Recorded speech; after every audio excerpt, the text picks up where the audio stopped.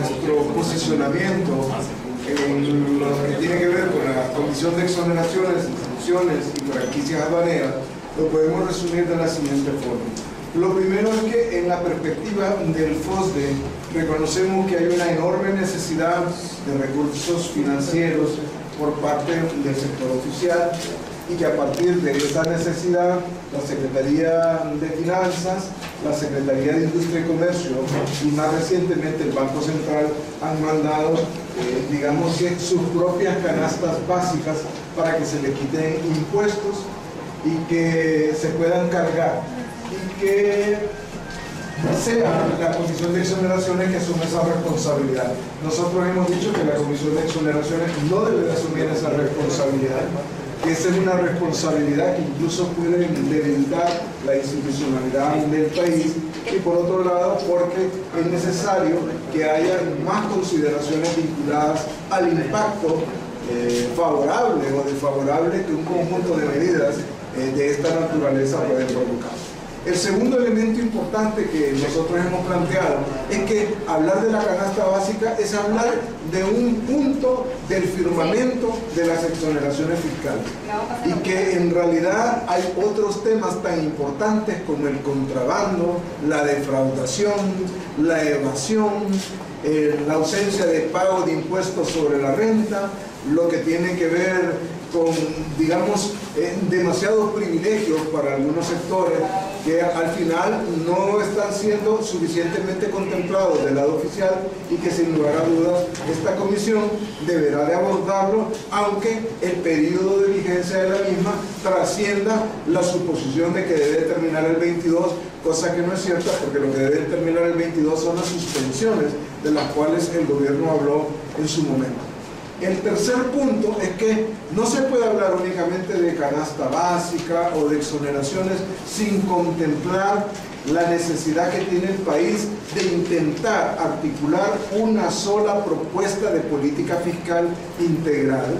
Esto significa de que tener un mínimo ordenamiento de más de 159 leyes y decretos es un asunto importante, pero es tan importante el tema de que también puede guiar un poco más lo que tiene que ver con la inversión pública y con la inversión privada, y de que no es conveniente en ningún momento de este año de que se pueda plantear nuevamente otra reforma fiscal que va a afectar principalmente a la gente pobre y a la gente de clase media.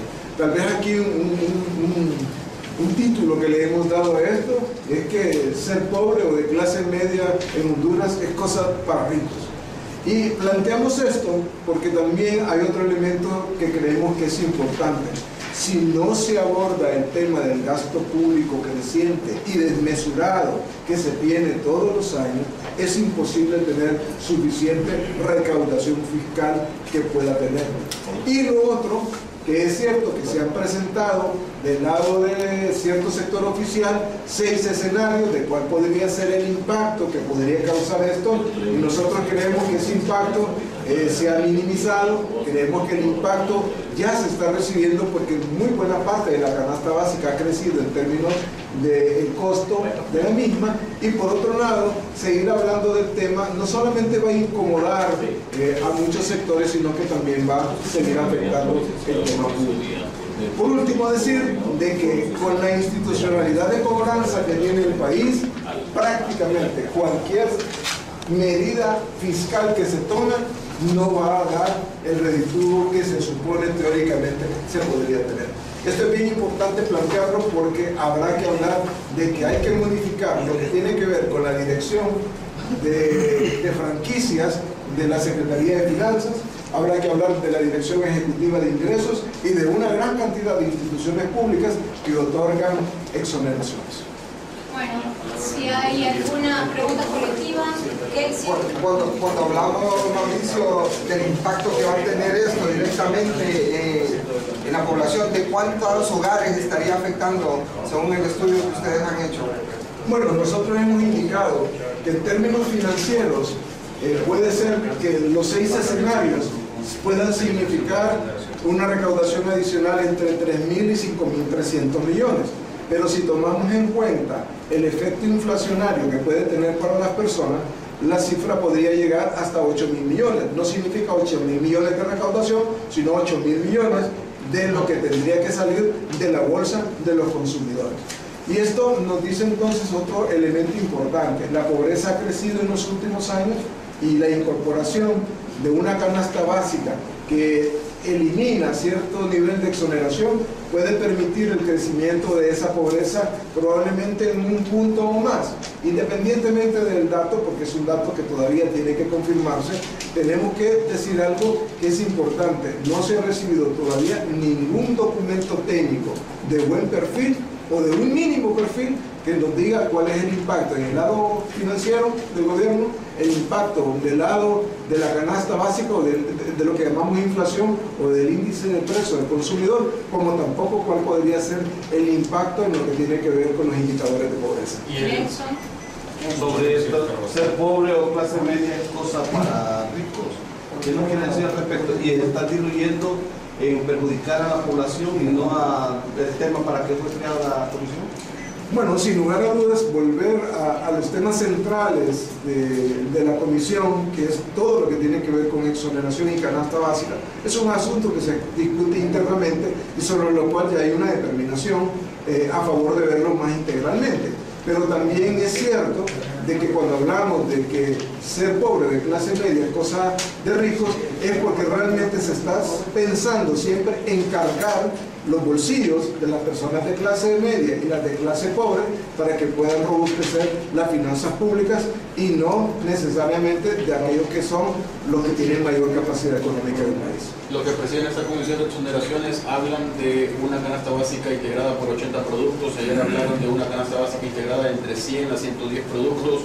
Codeco, por su parte, presenta una propuesta de más de 200. ¿Cuál es, en el caso del FOSDE, la propuesta en cuanto a número de productos que debe tener la canasta básica integrada?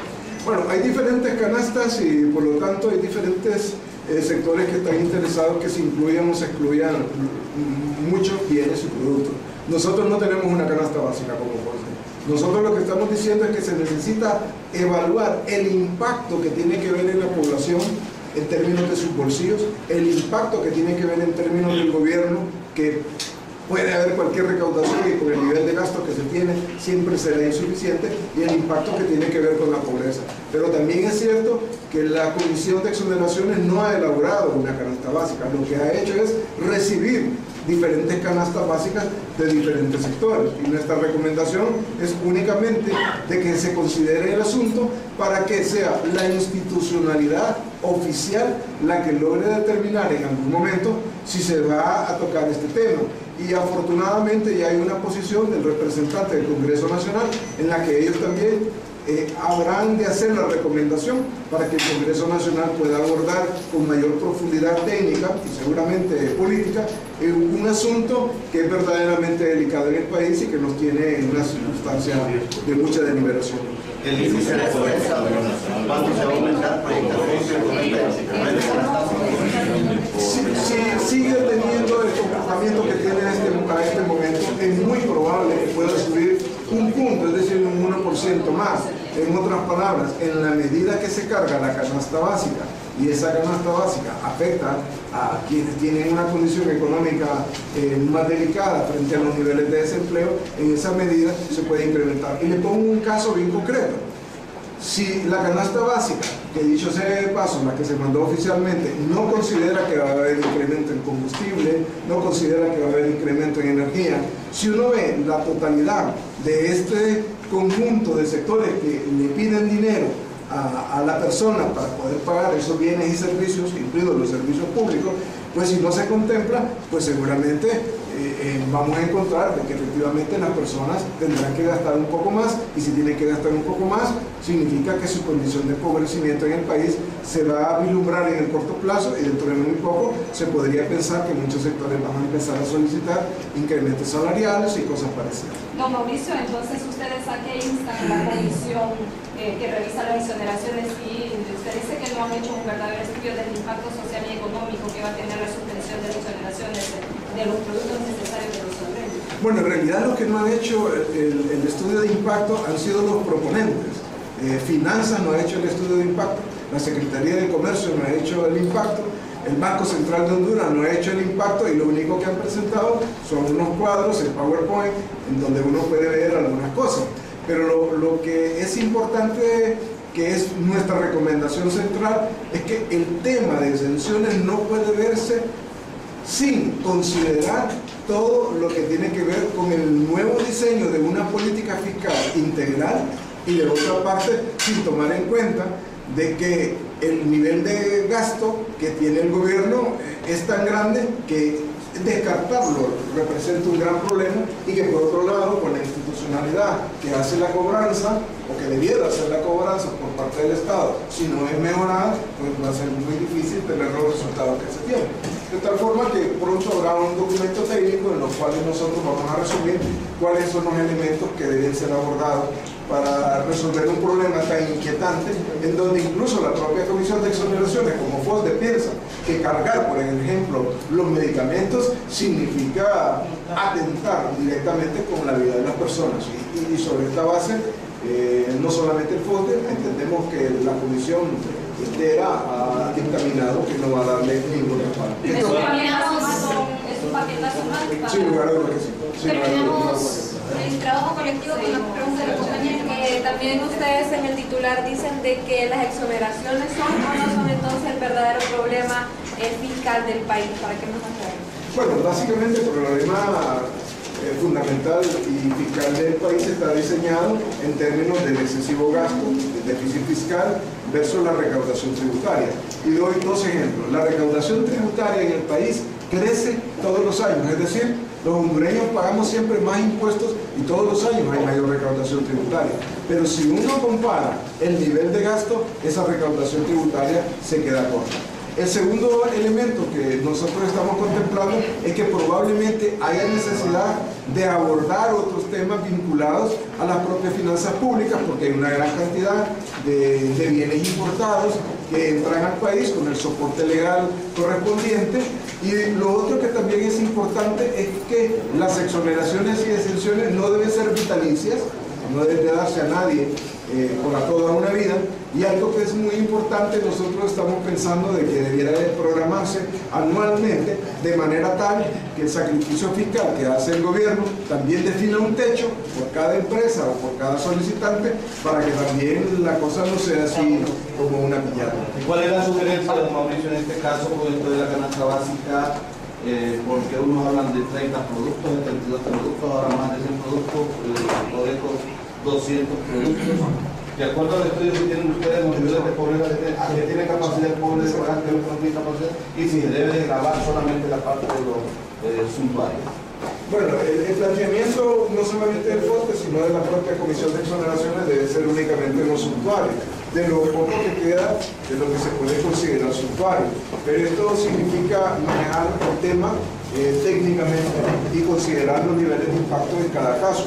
Si hay que reducirla, habrá que reducirla, pero este es un asunto tan delicado y que tiene que ver con la comida, que tiene que ver con el hambre del país, que no se puede abandonar. En la actualidad, ¿Por qué así hace como el día, está, don Mauricio, de concluir ese trabajo en la comisión este manifiesto y no lo hicieron antes? No, la comisión no tiene un periodo de término de 22 días. Lo que tiene periodo de término de 22 días es la suspensión de las exoneraciones. La comisión no tiene tiempo no tiene límite de tiempo para poder funcionar. Independientemente del quite de la suspensión de 60 días, la comisión puede seguir trabajando. Si quieren, el tema de los colegios bilingües y las universidades privadas, porque saben que no pagan exoneraciones y ustedes han abordado el tema ahí. Sí, pero el asunto central, ese no es el principal problema fiscal del país. Y si nosotros nos desviamos de los principales problemas fiscales del país, vamos a tener 1000 canastas básicas y 50.000 opiniones. Entonces nosotros creemos que el problema fiscal es que gastamos demasiado, que no hacemos la recaudación tributaria adecuada, que la institucionalidad no funciona y que la cosa tenemos que verla más allá de lo que es la propia canasta. Ese es el problema. Deben seguir suspendidas las exoneraciones, se terminó la suspensión el 22, debe continuar suspendido. Bueno, de hecho prácticamente todo lo que tiene que ver con temas de desarrollo, con temas de cooperación, lo que tiene que ver con temas humanitarios, Eso es prácticamente un asunto en el que se suspendió inicialmente y que ahora, en nuestra opinión, debiera de continuar así. No tiene sentido porque más bien va a tener mayor impacto. ¿Por qué se desvió el tema de esta comisión exclusivamente a la canasta básica y no a los fiscales? Por la insistencia permanente de un sector de la Secretaría de Finanzas, de la Secretaría de Industria y Comercio y del Banco Central de Honduras para darle una responsabilidad que no le corresponde a la comisión y sobre la cual no va a poder salir adelante. Y yo creo recordar algo que dijo el presidente de la comisión, don Ramiro Lobo, de que en realidad todavía hay sectores intermedios de las oficinas que tienen que ver con el asunto, la DEI, por ejemplo, o la propia Secretaría de Finanzas, quienes en términos individuales han dado su mejor nivel de cooperación, pero que todavía la información sigue siendo insuficiente.